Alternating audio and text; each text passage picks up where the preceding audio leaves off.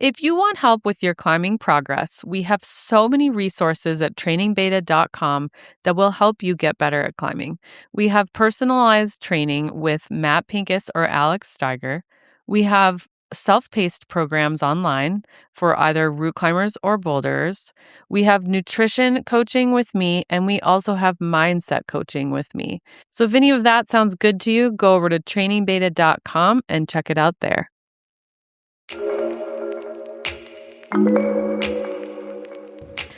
This is the Training Beta podcast, and I'm your host, Neely Quinn. Thanks for joining me for another episode all about all things rock climbing and rock climbing adjacent. And today, I just want to be upfront and tell you that we are going to be talking about a topic outside of climbing that may not be suitable for children. We're going to be talking about sex. And while I think this conversation is very appropriate for teenagers and young adults for sure, because we're going to be talking a lot about consent and how to communicate about consent when it comes to sex and rock climbing and all other things in our lives that we create boundaries around. I would maybe listen to it first before you have your kids listen to it. So we're going to be using some strong language and talking about body parts.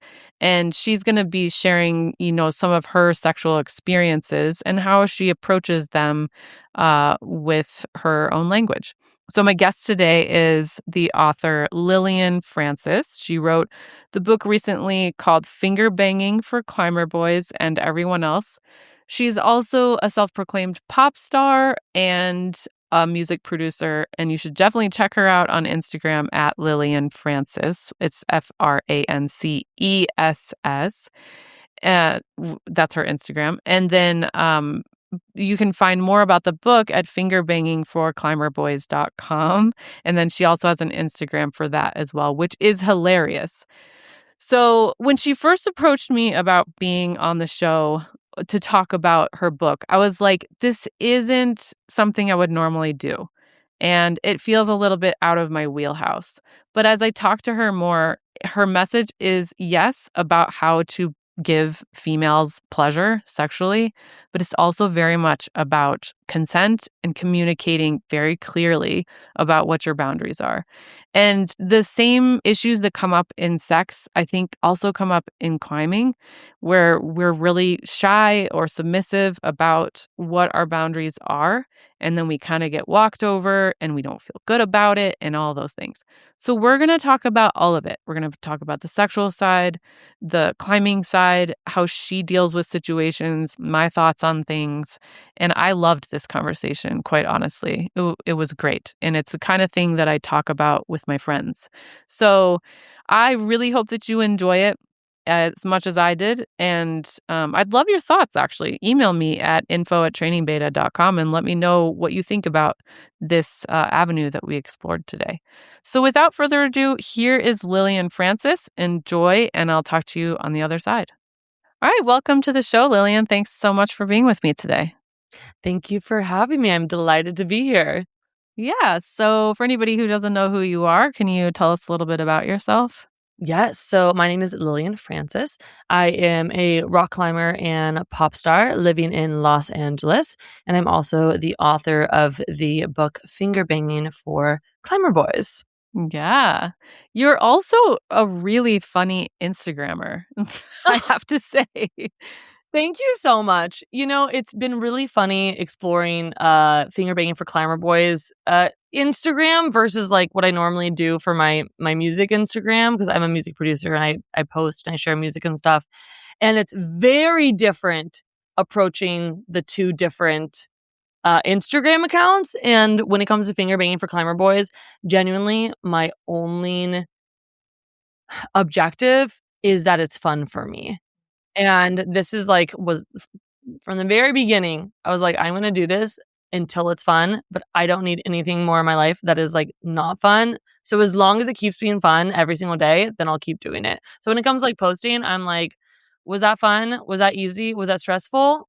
Okay. If it was stressful, I'm not going to do it. And then if it was fun, I'll do it. So definitely try to take off the pressure from posting. And then that I think also helps it communicate better. I feel like that's like a parameter that we could all live. I wish we could all live our lives with that. Like, is this fun? And if it's not, then I'm not going to do it. Oh my god, 100%. And Yes. as a pop star, can you tell me a little bit about your life as a pop star? That sounds incredible. Yes, absolutely. So, I will say pop star, I say not facetiously, I say it in full confidence, but also understanding that the way that I understand pop star might be different from how other people understand pop star. So I see pop star as an energy, and pop star is all about being your most authentic, embodied, expansive self. It's about not being afraid to take up space and say what you want. And when we stand in that when we stand in that power, we inspire other people to also be bigger, right? When we see pop stars, Dua Lipa, like Lady Gaga, like we see them being absolutely fabulous, and it gives us permission ourselves to also be fabulous. And so I think me also as like a very normal person being like, I'm a pop star and I do this and I love doing this and like owning that. I think other people see that and they're like, oh, wait, if she thinks she's a pop star, then like maybe I can do this or like maybe I can wear that crazy thing. So I like, yeah, thinking of it as something that also like gives me permission to be big and grand, but then also gives other people permission to be big and grand. But in terms of like music, I've been producing music for about 11 years now and writing songs for more than that.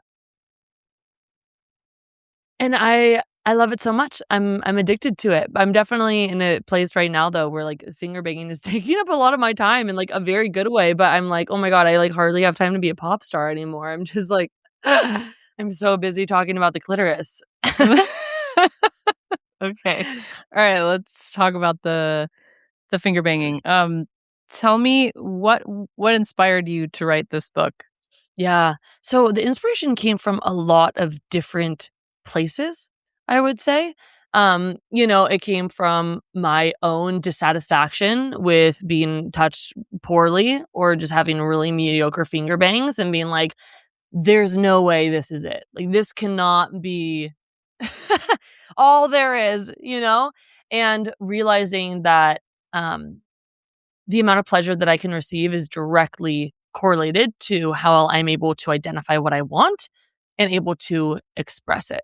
And so I've been on a journey for a long time trying to gain those skills, those communication skills, honestly, is like the biggest thing is being able to speak up for what you want in the moment and stay really present in your own power when you're in a sexy situation when there is someone else who might be pushing your boundaries or expecting something different from you. And so I think like a lot of women, we feel pressured oftentimes in the bedroom and also feel like we don't necessarily can't really find our voice or necessarily know what we want in order to express it. So I've been on my own journey every time I've had a sexy experience coming out of it and being like, okay, what did I learn? What did I like about that?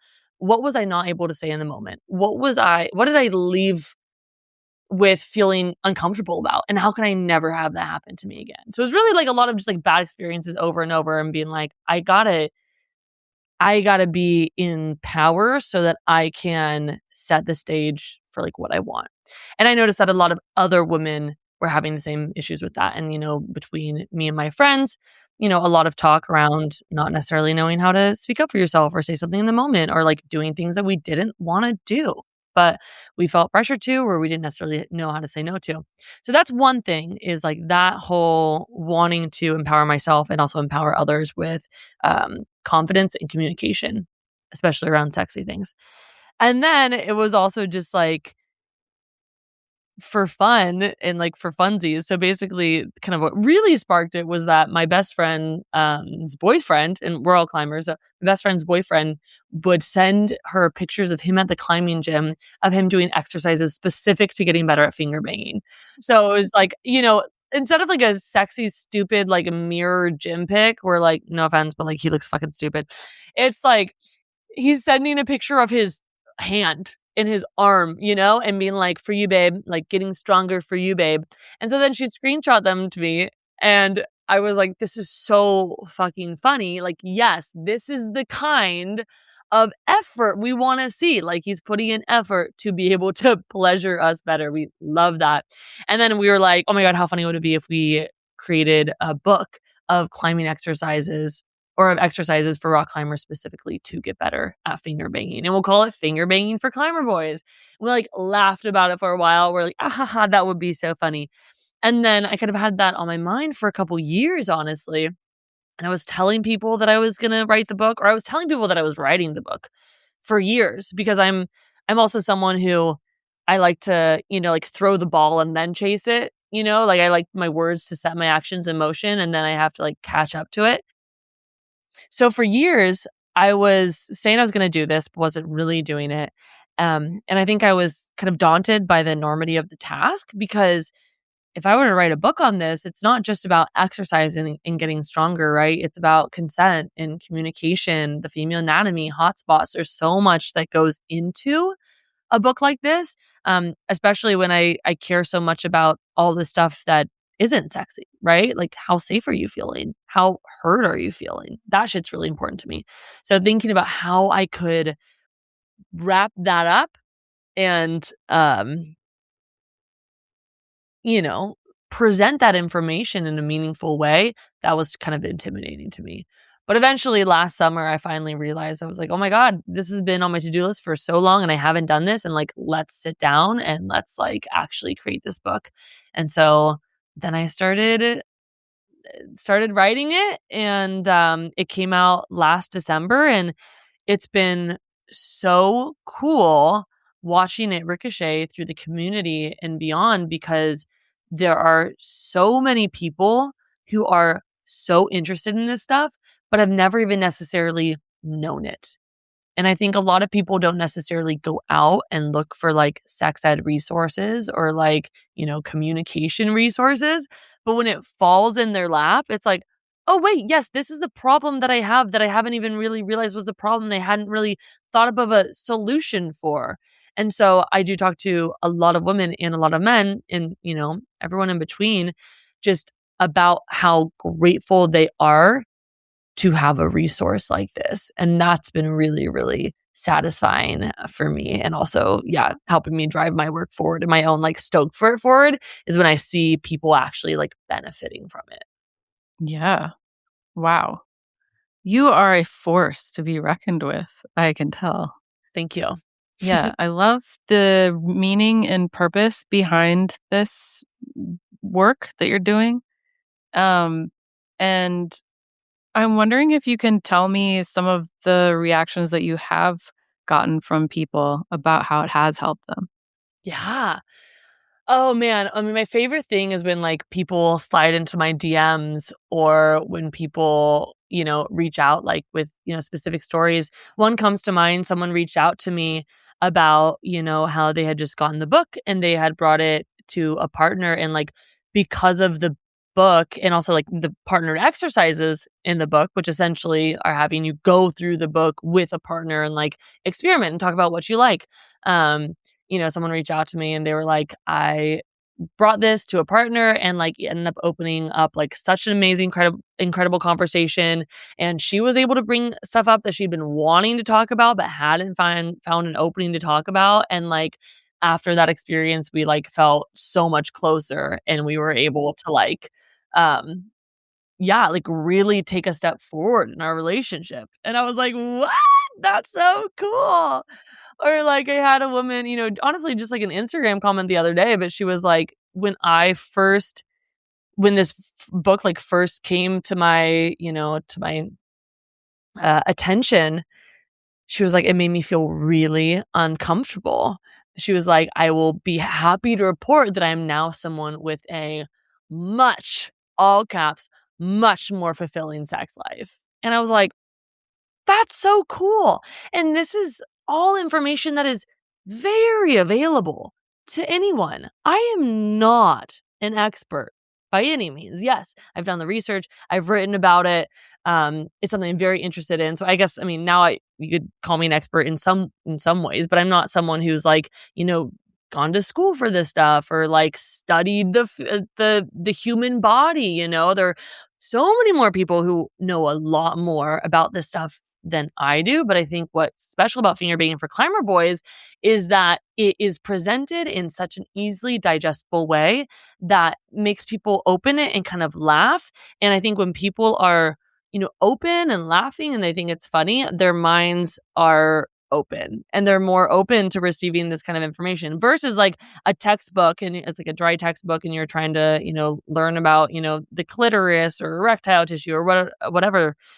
It doesn't necessarily hit in the same way. So I think it's like the casualness of finger banging for climber boys that actually really resonates with people the most. And that's what gets me really excited, is that people who have never considered just like Googling like how to finger bang, which like it's out there. It's really out there, y'all. People never necessarily think about Googling it themselves, but then when it's like presented to them, they're like, oh yeah, that's right. I do want to learn about that. So yeah, it's been really I good. mean, I will second that. Like, when I got the book, first of all, it's not like a huge book. It's 50-ish pages or something. It's it's graphic in that there are illustrations, and your language in it is very welcoming, and just how you're talking with me today. And so it's super approachable, and it sort of gets you in the mood, like, not in the mood for sex. Well, it does, but it opens you up, like you said. Yeah, And so it seems like one of the issues here is that we're not taught this stuff as kids, yeah, and obviously, and we then don't seek out the information as adults. It's kind of like with diet. We kind of just like take in what we hear from the media or yeah, from other people and make that our own ethos. yeah, And in the meantime, people are feeling squelched, they're feeling violated, they're feeling like unsafe. yeah. And so it does take something like this to help that situation, to turn it around. Yeah, I like to think of it as like sex ed for adults with a sense of humor. And like as to your point, like the language that I was using, I was just having, I was attempting to have a conversation with my friends, and you're my friend, and anyone who picks up the book is my friend, because I'm having conversations with this about with my friends all the time. I love talking about this shit, and I have a lot of, particular strong views about, like, mainly around like consent and communication and like the way that we approach sexy time. And so my goal was just to like bring the reader into that with me and like have a conversation and have it feel like they were just having a conversation with a friend. And I think, yeah, it's good to hear that that's working and that it's inviting, because that's definitely, yeah, the goal. Yeah. So, can you give sort of an overview of what is covered in the book? Because I know that people's interest is very piqued at the moment. So, Yeah. Totally. So the very first thing we start off with is the first chapter about consent. And that is the most important thing in the book for me, is consent, because everything else stems from that. And if we're not getting good communication and good consent, and we're not like tapping in with our partners and being like, hey, we're on the same page, we're both here to have fun, we're both here to feel safe, and we're both here to bring and give each other pleasure, right? Then nothing else can happen. But that's the very first thing. And so I talk both about how you can get consent from your partner and make it sexy. I think there's this, oh my God, huge misconception that asking for consent or talking about things verbally makes things less sexy. And this could not be more true. Yes, you're going to have cases where some people just want to like fall right into it and rip each other's clothes off and like not ask questions, and like that's totally fine. Some people are into that, and I talk about that in the book. I'm like, if that's your thing, let your partner know, and then that's that's the style that you guys can move forward with.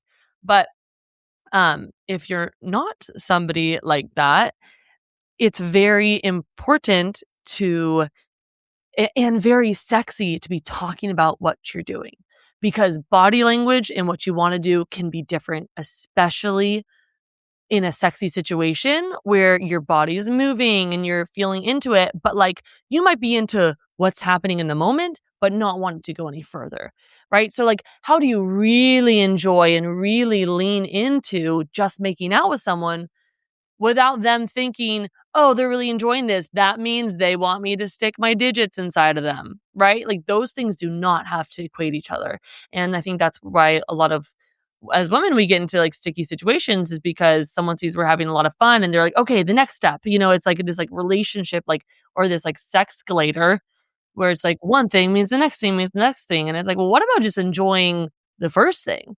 What about just moving on to the second thing? So that's why I talk about like using verbal communication so that one, you feel safer in the moment. So if you're just smooching someone and that's all you want to do and you're not feeling handsy, you don't want that right now, it allows you to know like, okay, we can just sink into the smooching because they're going to tap in and they're going to ask before we move on to the next thing. So I can enjoy it and I can let them know I'm enjoying it, but I still have full power. And it's the full power to say yes, right? It's not necessarily even the power. I mean, it's yes, 100% the power to say no, but it's the power to opt in. It's like an assumed no until you opt in. And so that's kind of the consent chapter. So one, like asking your partner, do you like I want to touch you down here, like how would you feel about that? Or like I want to kiss you so bad, or like can I touch your like God, your ass looks amazing. Can I touch it? Right? There are all these ways to ask for consent and also let your partner know how into them you are. And that is so hot. So consent, super sexy. One, because you get to verbally hear what someone wants to do to you. And two, because you're like, I feel safe. This person is tuned into what I want. I can relax more. And for women, a lot of sexual pleasure is dependent on our emotional state and our how safe we're feeling. So that's a huge thing that I push at the very beginning. But it's also not just about asking your partner like as it's happening. What I like to do is set my boundaries at the very beginning of a sexual experience. And I guess this is like one of the things that I think is a little bit unique to my book or to like my viewpoint, and why I wanted to write the book so badly is because I don't think a lot of people do this or know how to do it, but it's really powerful for setting the stage and getting someone else to play by your rules. So what do I mean by that? When I am having a good time with someone and I can tell that their hands are starting to wander and things are starting, we're smooching, but things are starting to heat up, I'll just lean back and say, hey, do you want to hear my boundaries? And this is said in like a very coy, flirty, like, I bet you want to know my boundaries, like you wish. And then they'll be like, yeah. And then for me personally, it's if you want to touch my boobies or my tushella, you have to ask me first. If you want to put your hands on my pussy, you have to ask me first. If you want to be inside me in any way, you have to ask me first. And then I'll ask if they have any questions. If they do, I'll answer them. I'll ask them if they have boundaries. Normally they don't. Or they're like, don't worry, girl, you got it covered. and then we'll go, okay, cool. And then we'll keep smooching and we'll go from there. And then he knows where I'm at. He knows how to behave with me. Because otherwise, a lot of people are going into sexual situations like this and consent and communication is not a top priority and is not to be expected. And so I get out ahead of the curb so I can, get out there, tell them what I want, tell them how to operate with me, and reduce the risk of them pushing my boundaries and then me being in the uncomfortable position of having to like take their hand off my butt or somewhere else. And then they feel bad. And then I feel violated. And then I feel bad that they're feeling bad. So maybe I won't even tell them, right? I'll be like, oh, I don't want them to feel uncomfortable. So I'll just let them keep their hand there. But then I'm adopting their discomfort, which is also something that I'm very much trying to I guess make women aware of, is that like whenever you're letting someone get away with something, you have to like be like, wait, I'm letting my own discomfort and my safety take a second priority to this other person's comfort. No. Switch that, right? So getting women to like understand that we always have to put ourselves first. So yeah, that's consent. That is chapter 1. And then we go into the female anatomy and It's a lot easier to understand how to pleasure someone if you know what's happening in their body. Where is the clitoris? A lot of people don't know that the clitoris is actually a very large internal structure. A lot of people think of the clit as just being this like little button on the outside. So like, until you can understand that the clitoris is inside, it doesn't make a lot of sense why you're hitting the G spot, for example. The G spot being a couple inches in and up towards her belly. But if you don't know that and you don't know what you're actually hitting, then it makes it a little bit more complicated. So, fetal anatomy, obviously very important. And then we get into the techniques. So, just, different ways that you can touch a vulva and a vagina. And then we have our hot spots. So, particular places that are, particularly pleasurable. And then there's a bunch of different exercises or a bunch of different ideas for how to touch the different hot spots. And then at the very end, that's where we have the exercises, both solo and partnered. So it's all there. And also I've been, now that I've been talking about finger banging so much, I've learned so many different like techniques and more fun stuff. So I'm looking forward to the second edition and being able to include even more good stuff. Yeah. The main bread and butter and like what's really going to make you a better finger banger is communication, right? It's literally the skill of asking your partner what they want. And a lot of people struggle with that, understandably. It's a taboo kind of sensitive conversation, but like once you get communication down, you're going to be a way better finger banger. You're going to be a way better lover as well, because the amount of pleasure you can receive is directly correlated to your ability to understand what you want and then communicate that. And that comes with really everything. And it's finger banging, it's sex, but it's life, it's relationships, it's work. It's literally everything. It's a very, very important skill, I would say. Yeah, for sure. And in the beginning, before we started recording, you were talking about how uh, listening to someone's no on the wall and off the wall is Yeah. super important. And I think that this is something that's directly related to climbing in that, like, people will say, take, or I want to come down. And then their partner says, no, give it another try, or Yeah. no, like just blatantly no. And it's the same kind of thing if we're learning the skill of, asserting ourselves. We can do that Yeah. all over our lives. 100%. Yeah, there are a lot of connections between climbing and finger banging. But just like that consent piece, consent is to be listened to in all situations. Anytime someone is not giving an enthusiastic yes, it's a no, right? So if you're like, should we push this, these last couple pitches before the sun sets? And someone's like, oh, I don't know. Like, other other climbers might have differing opinions, but for me, it's like, no. If it's not an enthusiastic yes, if it's not a fuck yeah, then it's going to be a no. And I think when we push ourselves and do things that are scary, sometimes it works out. And, a lot of times someone might say, take, and someone else is like, no, keep going. And they might get that next hold. And that might be cool for them and like feel good inside. But like, how safe are you going to feel with that climbing partner now when you're like, oh, this partner doesn't hear my no. This partner doesn't take me. And when I am dozens, whatever, hundreds of feet up in the air and they're not, and like I'm in a little bit of a tricky, vulnerable position and they're not listening to me, at least for me, that does not make me want to climb with that person. And that becomes someone who doesn't listen to me, period. And I see this like examples of this all the time when people are like, oh, I'm good. And then someone will be like, no, try it. And I'm like, no, I said no.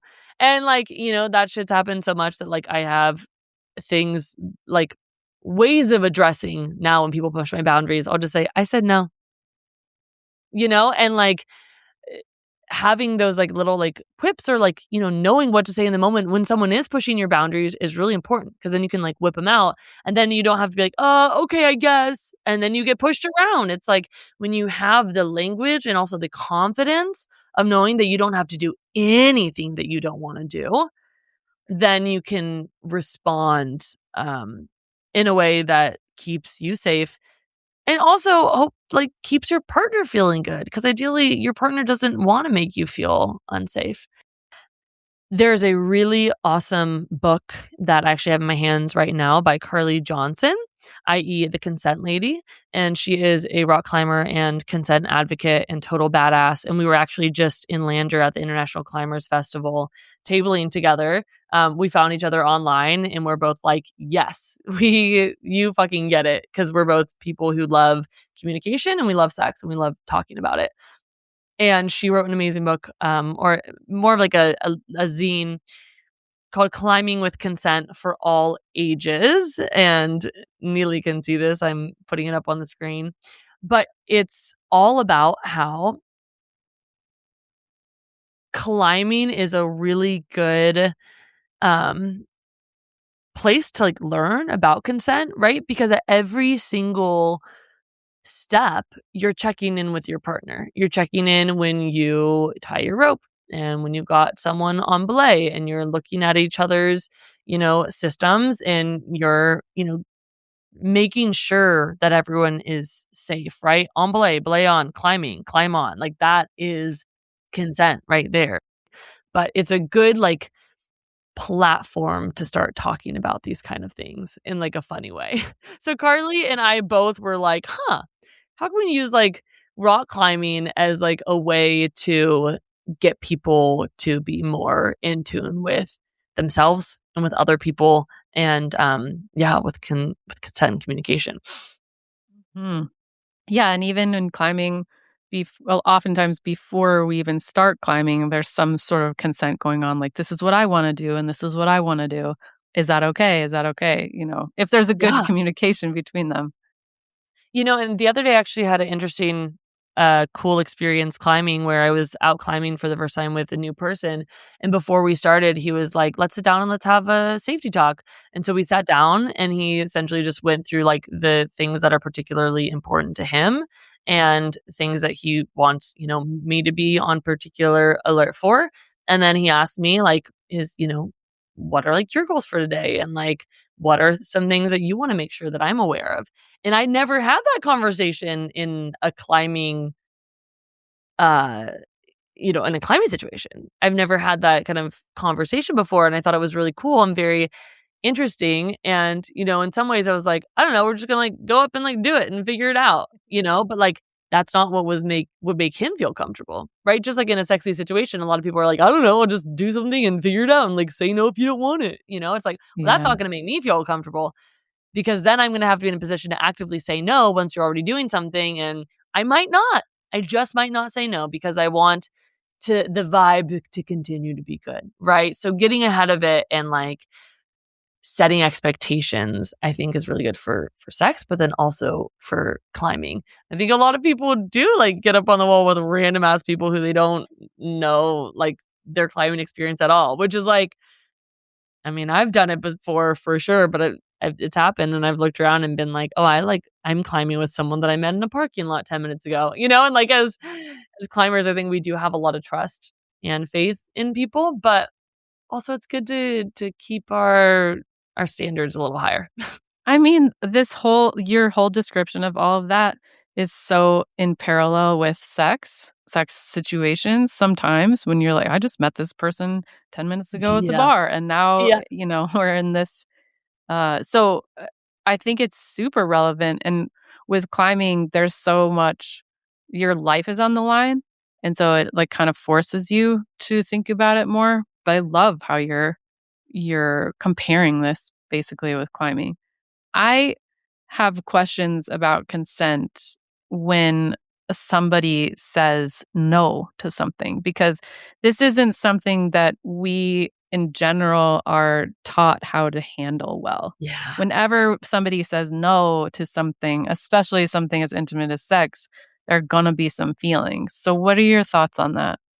Oh, okay. So I think one, reframing any no that you get as this person feels safe and confident in me to receive a no, and they feel safe in laying out their boundaries for me. Yay. I'm making this person feel comfortable. So like that's the first thing is reframing. Um and then two, when I'm with someone who says no to me, what that signals to me is this person is tapped in with what they want. They are identifying it and they are able to communicate that to me. Awesome. Because what does that mean? That means that I don't have to be responsible for their feelings at all. Or, I mean, I do.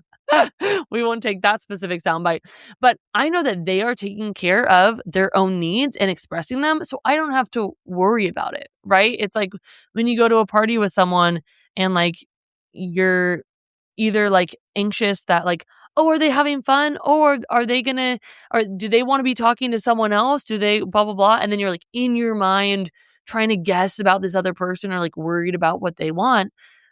Versus if you're at a party and you're with someone who's like, I gotta go to the bathroom, I need to get a drink, I want to talk to this person, and they're doing their own thing, great.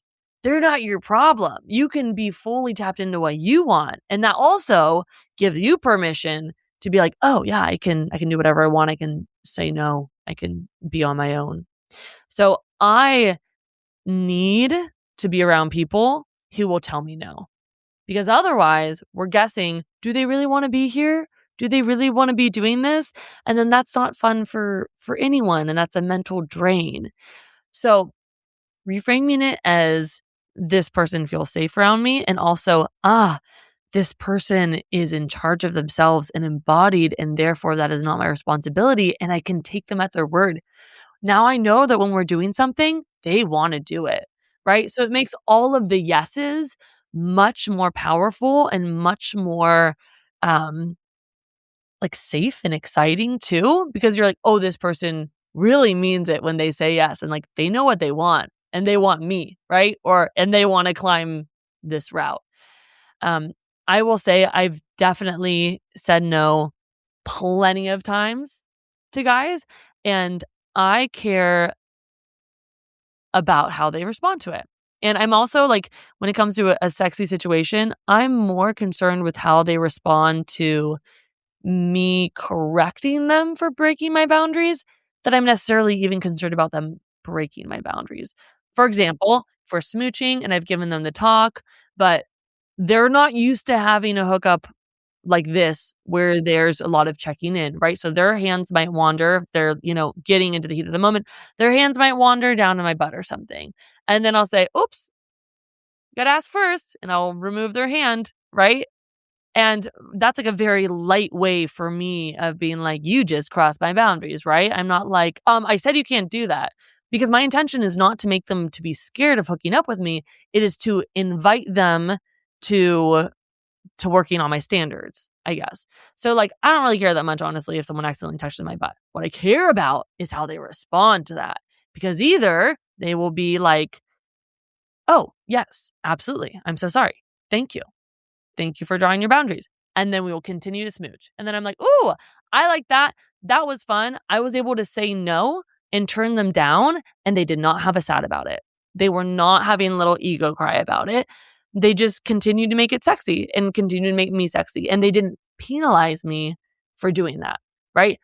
Penalizing someone for saying no would look more like getting huffy and getting sad, right? Or like having someone's ego hurt. And they might not be intentionally penalizing you for speaking up, but if you say no to someone who takes it poorly, what that's teaching you is when I set my boundaries, it ruins the moment. And that is not what we want. That is not the kind of situation we want to be in. That's not what we want to be training ourselves, right?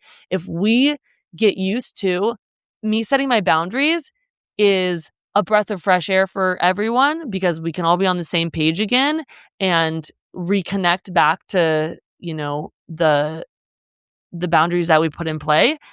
Like that's hot. That makes me feel safe. That makes me feel good around someone.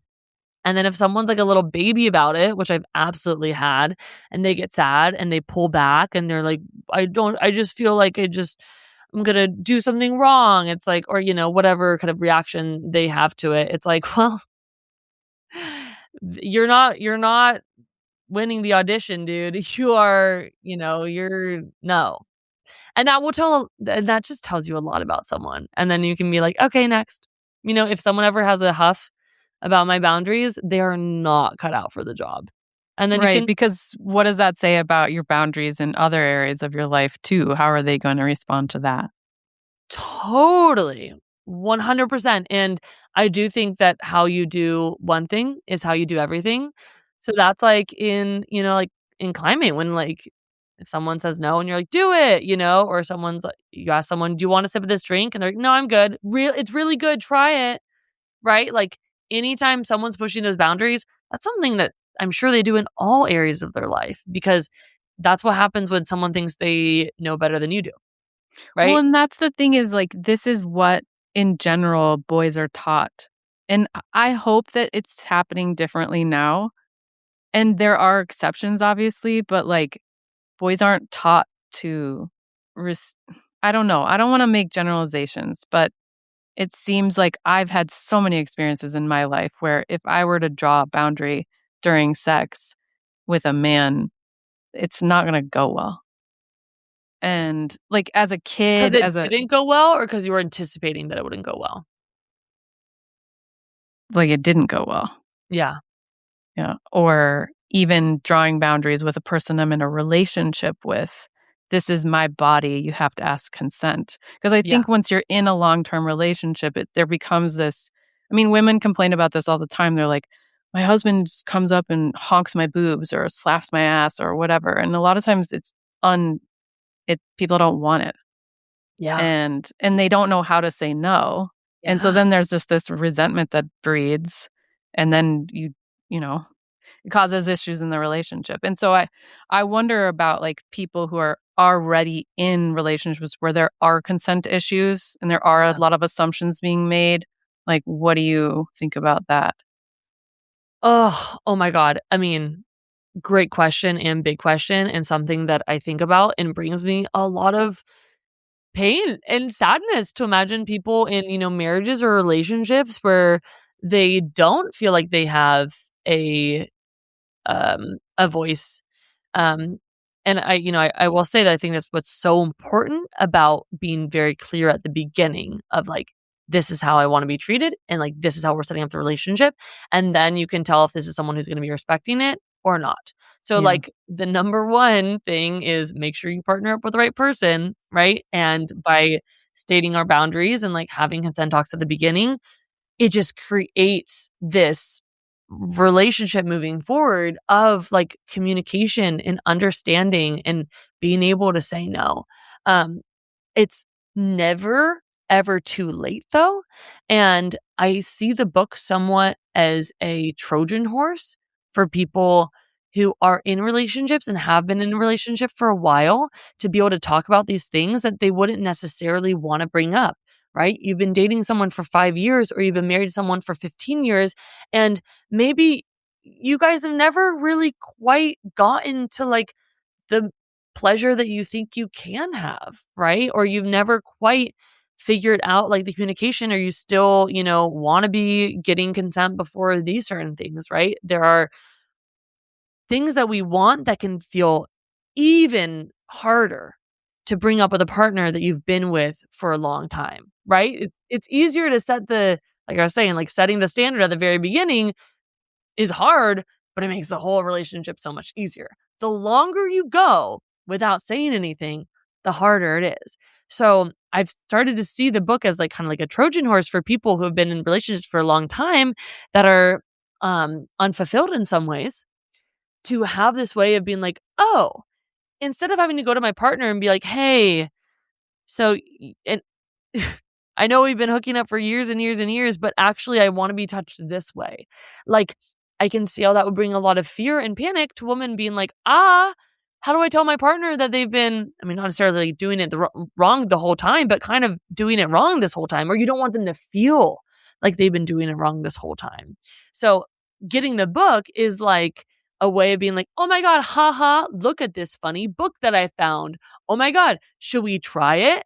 And then you're going through it together and then it's like the book is bringing up the conversation. You're Yeah. not bringing up the conversation. Mhm. Yeah, it's So then similar to the book Come As You Are. Did you I'm assuming you've read that. yes. Yeah. Yeah, it's just like that, and I actually used that in my relationship to discuss some things, and it Cool. was super helpful. But, yeah, it's the same thing, you're like, there's this academic thing or this tutorial that we could try out. Yeah. But Exactly, and then it's no one's, like, fault, it's just like, "Hey, wait, what if yeah. we could be even better?" Not that it's Yes. bad, but we could be even better. Yeah, exactly. Yeah, there's a lot of gender norms here too that are and we've touched on some of them, but I don't really talk about this, but I'm a pretty staunch feminist and we're just taught from the moment we're born that we're made to be pleasing Yeah, as women, totally. as girls, and that our bodies aren't completely our own. We're kind of public property in ways. And so it's really difficult for women and girls to even know what their boundaries are because our boundaries are supposed to be something different. Do Yeah, you know what I mean? And so yeah, this is like very huge. It's a huge topic. yeah. And Just as you were talking about that, I was thinking to myself, about how well, one, yes, absolutely, we are trained to please, and that's why it's really difficult for us a lot of the times to even identify that our own pleasure is being trampled on, and then to be like, "Wait, I'm doing something that I don't like so that someone else can avoid doing something that they don't like. Wait, no, no, no, that's not right. I need to I care about myself, period. I care about other people as well, obviously, but, like, I don't wanna trade my own comfort for someone else's comfort. So identifying that, and then, yeah, finding the voice within that's like, "Oh, no, I can actually say and do and get whatever I want." And it's really hot, and I don't think people necessarily understand how fucking hot and sexy it is to say no, and to be someone who, like, is embodied and knows what they want and states it. Like, I talk about this a bit in the book, but it's, like, very hot. And, like, this is the reaction that I get from partners too, because I'm probably more boundary centric than 99% of people out there, or 90%, right? I'm, like, very big on consent and communication. And the biggest feedback I get is about how hot it is, right? Because you're someone who's embodied, knows what they want, and is confident. That's really hot. So I think also flipping the script around, like, women, like, we, like, feel like we have to pleasure and, like, be hot. It's like, actually being hot is saying what you want. Being hot is knowing what you want and expecting other people to either rise to the occasion or get the fuck out. I was thinking about how sometimes I don't warm up because I feel like the other person's in a rush or excited to get on the wall. So, like, that's something that I have to look in, like, to myself and deal with. This happened really recently, the last time I was rock climbing. I, like, didn't do my own routine, my own warm-up routine, which is only, like, 5 minutes, but I didn't do my own warm-up routine because I was like, "Oh, I don't wanna, like, this is, like, boring for the other person," where, like, they have to wait and, like, not have fun, and it's like, "Whoa, okay, look at that. Look at what you're doing right now." You are putting your physical body at risk for a hypothetical feeling that you might be giving to someone else. But if you're climbing with someone who can't take 5 minutes for you to warm up, that's not someone you wanna be climbing with at all. So, yeah, just, like, I think being able to really identify when we're doing things for other people that are putting ourselves at risk and trying to nip it in the bud. yeah, it's so funny because as you were talking about that, I'm, like, drawing a parallel to sex. If somebody doesn't wanna spend 5 minutes letting you warm up, Yeah, then you don't wanna be with that person. It's the same thing. totally. Yeah. But it's a constant struggle, right? And, like, I wrote this book, but I'm still actively working on my boundaries and working on communication and understanding what I like and bringing my partner into that. every single time, right? I'm learning every single day, and I'm getting better, and I'm getting better. And I was just talking to my friends um this past weekend, and I was talking about how, like, on a date, I will I will tell a guy if he's talking too much. And I have different ways that I've learned to tell a guy that he's talking too much. One of them that I deployed recently is I was just like, "Okay, like, you've told a lot of stories. It's my turn." Good for you. That's my biggest pet peeve in life is when people talk too much. Oh my god, I yeah. mean, except on the podcast, that's their job. But Sure. yeah, no, totally. Okay, what else do you use in that situation? So that's one that I'll use. I will do, like, I've asked you a lot of questions about yourself, but I've noticed you haven't really asked many questions about myself. Is there anything about me you wanna know? Yeah. Listen up, people. That's one. I told a guy, I was like, like, "You haven't really asked me anything about myself." And he goes, "Don't worry, we've got lots of time." I was flabbergasted. I'm like, "Babe, you have so much less time than you think." Like, I'm saying that because you are on your final seconds, and I'm seeing if you want to save yourself. Yes. Like, it's you're not gonna go on another date with me with that attitude. Are you kidding me? Good for you. But I was like, I told that story to my friends, "Okay, like, you've told a lot of stories, my turn now." And they were like, "Oh my god, I wish I could say that." And I'm like, "You can." So Yes. that's my thing, is I'm just like, "Yeah, you can fucking do it." It takes work, and I didn't, like, overnight feel the confidence to say that. Actually, this is a funny story. This actually was, with a rock climbing chick I know. This was maybe like 10 years ago, and we were at Burning Man, and I actually, now I know her better. We were actually just climbing together a couple weeks ago. But at the time, it was my very first time meeting her ever. And it was at Burning Man, and it was me, her, and this smoking hot, like 6'4" Australian dude. And she's also like absolute babetron, like gorgeous.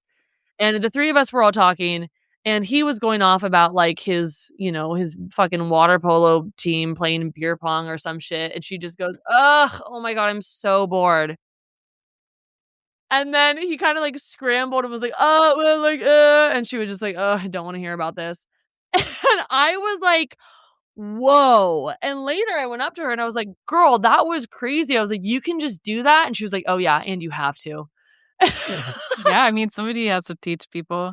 That And, is like, in so retrospect, yeah, it's a little bit, I probably wouldn't go about it in that way, but when she said that, like, to this, like, just very conventionally, stereotypically hot guy, like, it just made her seem hotter, honestly, like, so everyone, and then I was like, "Oh, yeah, I have to, like, call guys out for this," and it's such a fucking compliment, honestly. If I'm calling you out for something or I'm calling you in, it's because I think that you have the capacity to be better at it. I'm not gonna waste my time with someone who I don't think gets it. I'm not gonna explain finger banging to someone who I don't think is gonna get it. yeah. It's an honor to be told what to do. Yeah. I mean, honestly, this like you describing this situation of talking to some hot guy. I literally had this happen 2 weeks ago where Yeah, I sat and talked with this guy for probably 45 minutes and he didn't ask me a single question. And yeah, again, he's beautiful. And this is something that I have experienced my whole life. We all have. And it mostly comes from men for me, where they just talk about themselves, don't give a shit about me. yeah. And I despise it. And I actually literally did say the other day, I am so bored. I don't want to talk about this anymore. And that Yes! took me 48 years to do that, you know? Yeah, But totally. but it's the same concept. It's like men often they're not trained to ask questions. They are asked the questions. They are centered for a lot of men. They're Yeah, from the time they're boys. And so they sure. don't know to ask questions and it's the same in the bedroom or wherever you're doing it. Like they don't even think to ask questions a Yeah. lot of the time. And so this is just like an invitation to do so. Any question would be fine, you know? I have, oh my god, I swear to God, I have stated that to guys before where I've been like, you haven't asked, I've been asking you a lot of questions, but you haven't asked me any questions. And I've literally had a guy go, what's your favorite color? Yes, I'm like, exactly. oh my God, no. The point of a question is to genuinely understand another person better because you care. So, like, that's not a real question. That's not a question with any kind of like actual substance to it. But, it's good to just redirect their attention at least and like to bring it to their attention. Another thing that drives me fucking crazy is guys cutting me off. And I will 1000% cut them off about it. If I'm talking and a guy cut me off, I'll just go, you cut me off. And then I just wait there until they stop talking. And then normally they go, oh, sorry. And then if they do it like again, I'll have to do a more detailed, like I'm finding it difficult for me to answer any questions you ask me because as soon as I start talking, you cut me off and it makes me feel like you don't actually care what I have to say, which makes me not want to share anything with you. I've said that on a date before. And how'd that go? And it went fine. I mean, I think started asking more questions. I think he needed that to get him out of, I think he was talking nervously and he was so focused on trying to keep the conversation going and interesting that he was not letting me speak. And if I can't both speak and then pause to think and then continue speaking, then I don't want to talk to you. Like I need to be given the space to be genuinely listened to, or else I'm really not interested. Once I told a guy, he cut me off and I was like, you just cut me off. And it was the second time. This is the second time I go, you cut me off again.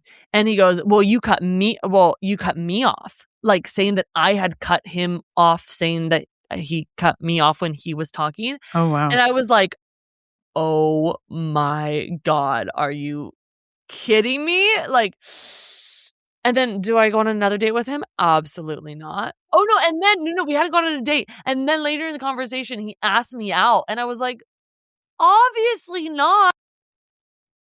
Yeah. Yeah, that's the thing is like this is foreplay for women. Yeah. This is it. This is it. It's like feeling cared for and having curiosity about me, 1000%. Actually, recently I was having a smooching experience with someone and, we're like getting into it, and he's like, what are you attracted to? Like, what do you find hot? And I was like, emotional intelligence, availability, like listening skills, like asking me what I want. And he was like, cool. And I was like, yeah. And so we just like kept making out. I was like, that's really what turns me on. I was like, I want to have a conversation and that's what's going to attract me to you. And then like, yeah, I mean, that's just that. I mean, that is just me, right? It might be other people, but we all have very different desires, sexualities, needs, boundaries, right? And that's why every single partner is going to be different. And that's why you have to have conversations with all your partners, and like, that's what makes someone like, that's how I can tell someone knows what they're doing is when they ask questions. Because if you know what you're doing, you know how fucking different every woman's body is. So different. And if you don't ask, you don't know. I clearly have a lot of thoughts on this thing. I love it. I love it. Okay, I have a difficult question. Yeah. These are all difficult questions. But all right, so when we're talking about you setting boundaries, okay? And you're like, you can't touch my butt unless you ask. You can't touch my whatever, everything unless you ask. But you're having this seemingly hot moment with a person. And they do not have those maybe as many boundaries, right? And they're like, but why does she have these boundaries? Oh, yeah. And so why? Yeah. So, and I have had guys, I've had this conversation with guys because I've been in I'm thinking of one particular situation where I like laid out my boundaries for someone and he got really like like butthurt about them.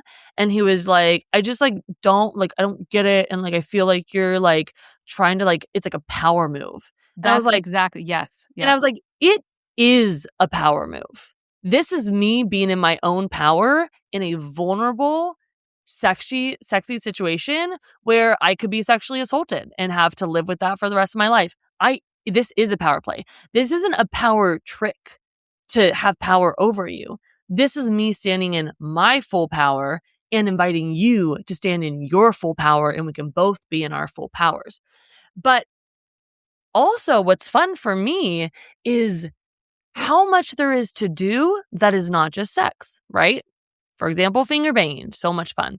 There is so much pleasure to be derived from hand holding, from a little hand on the back of, or on the lower back, from neck kisses. There is so much pleasure to be derived from every single stage in a sexual experience that I want to be able to fully be present in every single one of those, and to be present and into it and engaged, and to be acting like I'm having a lot of fun, because I am, and also having the choice if I want to go on to the next step. So like, one, it gives a separation between each different step so that I know, like, for me, it allows me to sink into something, right? If I'm like being finger banged and I'm like, okay, he's touching my pussy with his hands, I feel good about that. I don't want to have penetrative sex because A, B, C, D, E, F, or G, right? Because of STDs, because of emotional vulnerability, because of I'm seeing another partner and that's our rules around it. There could be all these reasons why I don't want to have penetrative sex. And if I feel like I have to be kind of like on guard for if he all of a sudden tries to put his dick inside me, which, ladies, we know happens. It's wild, but guys will just try to put their dicks in you without asking first, which is crazy pants, but it fucking happens. So I'm like on guard where I'm like, if he thinks I'm enjoying this too much, then he thinks I'm going to want the next thing. But actually, I just want to really enjoy this. So it makes me feel much more present and settled in whatever I'm doing. And it can be really hard to stay present in the moments, actually, for all sorts of reasons, right? We might be fantasizing being with someone else during that time, right? Like our minds can go a lot of different places. So I need all the help I can get to be really present. And with men constantly trying to push my boundaries, that's if I don't have that boundary set, I'm always going to be keeping one hand up to push them away when I want to be pulling them closer to be doing the thing that we're doing. Another part is like in terms of like the butt and like boobs things where like you have to ask first. I'll often say no the first time they ask if they can touch my butt or my boobs because they haven't fully explored the rest of my body. They haven't proven themselves with my arms, with my thighs, with my neck. Once you prove yourself as someone who is appreciating and tuned into my body, then I can give you permission to go on to the next thing. So that's in that way, it's kind of a little bit of a power play, but not like power over someone. It's just like making it so much better for both of us. It's always more fun when you wait and then you build up the tension and then you get to move into it. And then when that happens, both people are also more certain that that's what they actually want to happen. Mhm. Yeah, you said the word audition earlier, and it does really feel like it's an audition for if this person is truly, truly compatible with what you want. Yeah. Yeah, I just think that's That's beautiful. also slightly off subject, but dates are an audition, right? And that's why it blows my fucking mind when guys don't ask questions, is because like they're telling me if I want to hang out with them again. If they're just talking about themselves the whole time, I'm not interested in hanging out with them again. But also, like, I am interested in getting to know them. For me, I'm auditioning them because I know I'm a steal to date. I know people want to date me. I don't have to audition myself, right? I'm auditioning them. I want to get to know them. I want to know how their brain works. I want to know what they like to do. I want to know about their relationship with their mother. And so when they aren't like auditioning me to get to know if they want to date me, I'm like, what are you doing? How are you getting to know me? How are you, if you're not asking me questions, if you're not seeing who I am, then like you're not auditioning me. And I want to audition for the role because I want to see if I'm a good fit for you, you know? And if you're not like engaged in who I am in a person, then how can you tell if you want to date me, if you want to be with me, if you want to mesh your brain with mine, you know? Yeah. I've never really looked at it quite like that. It's really clear that way. It's like Yeah, they're at a job interview and they're just like, "Here are my good qualities, and I do have maybe this challenge, but I these are my really good qualities, and you should like me." exactly. And it's like, actually, the less you talk, the better, boys. That is like, I need to have like a billboard. The less you say, the better. Let her talk. She will have a better time. And then she'll feel more seen. She'll feel more stoked. She'll go home and be like, wow, I had a really great date with that guy. Like, even if, she was talking for 70% of the time because he was asking good questions, she's going to feel stoked. She's going to want to go on another date with you. You made her feel good. You made her feel seen. And then hopefully it's going to be reciprocated, and you need to have someone that's reciprocating, obviously. Yeah. Man, this stuff is tough because, at the same time we're talking a lot of shit, I have a lot of compassion for guys. I mean, the patriarchy is real. They've learned Totally. certain things and been conditioned to certain things, and, like, they just don't know any different. Yeah.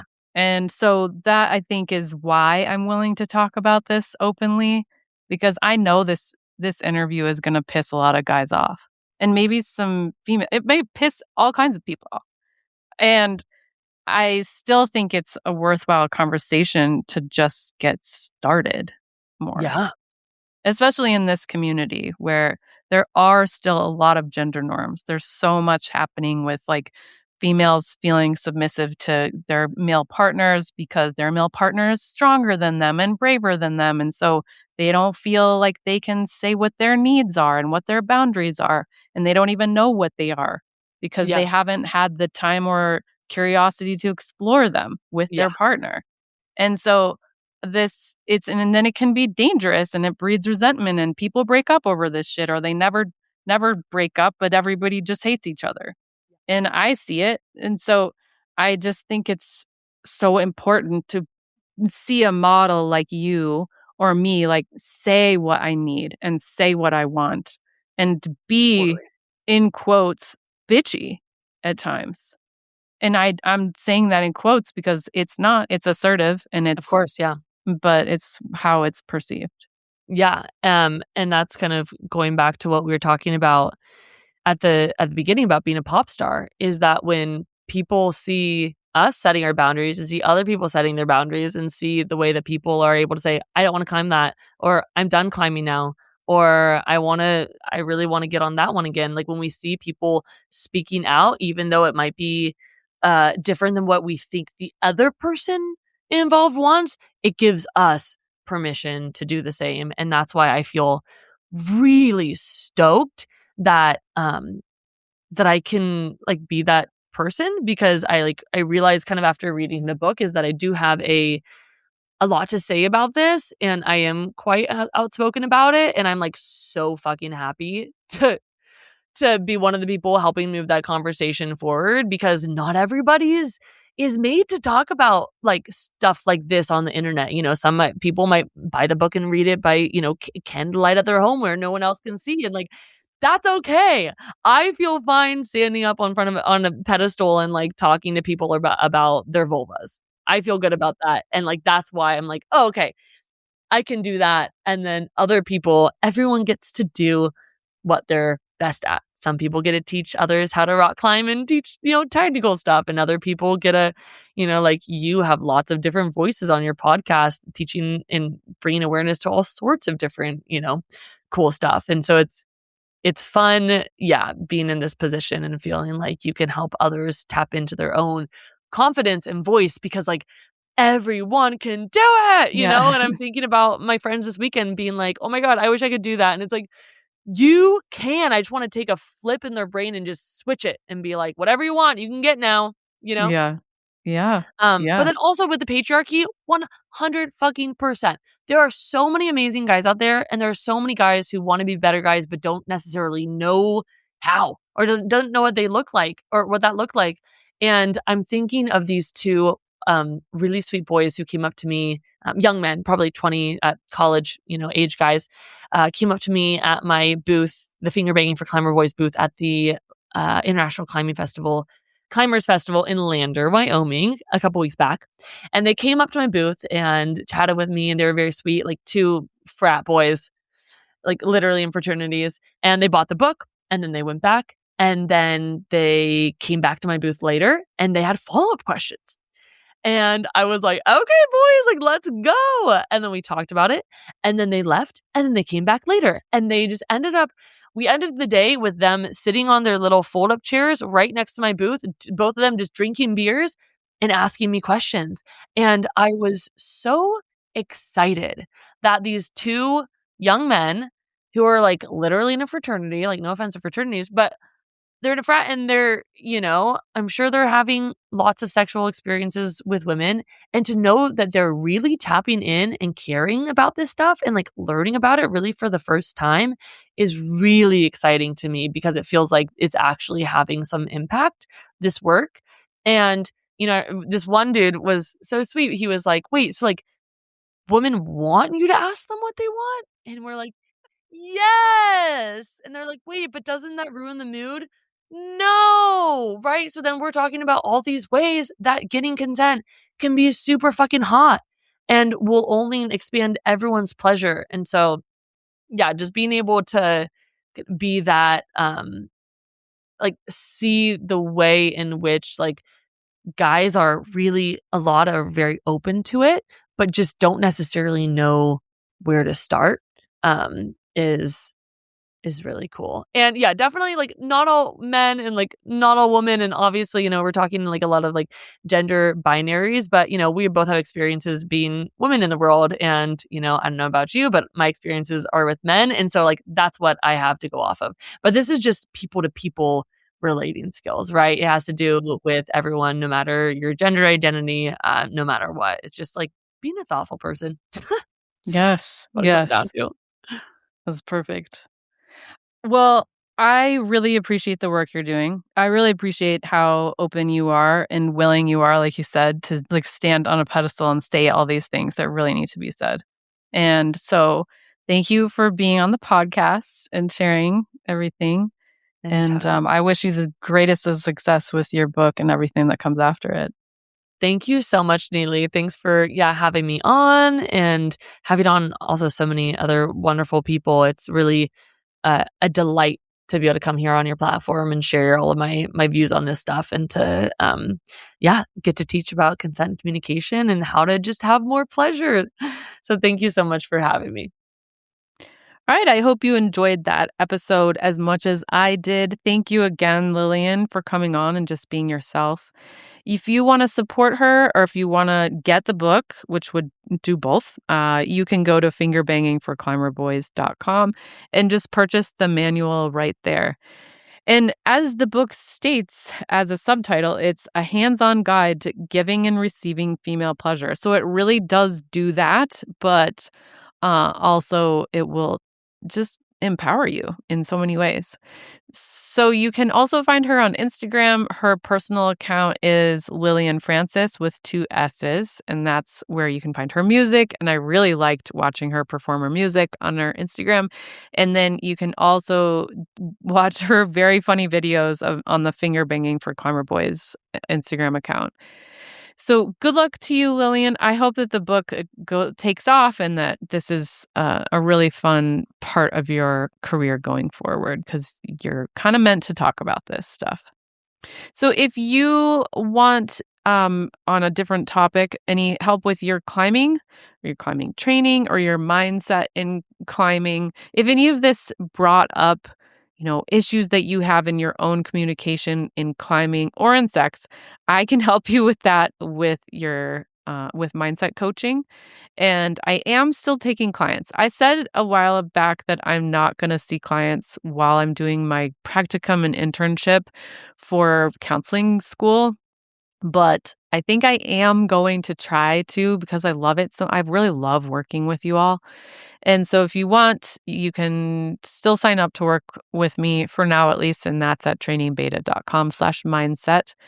And and if you want help with your climbing training, Matt Pincus is taking clients right now, and you can find his services. You can work with him from anywhere in the world at trainingbeta.com/Matt. Alex is on a wait list right now. You can sign up for her wait list by going to trainingbeta.com/Alex. But other than that, we have our self-paced programs, and you can find everything at trainingbeta.com. Thank you so much for listening to this podcast, period. I know you have a lot of options for climbing podcasts, and it means a lot to me that you choose this one today, and just for your support in general. So I will talk to you next time in 2 weeks, and until then, take care.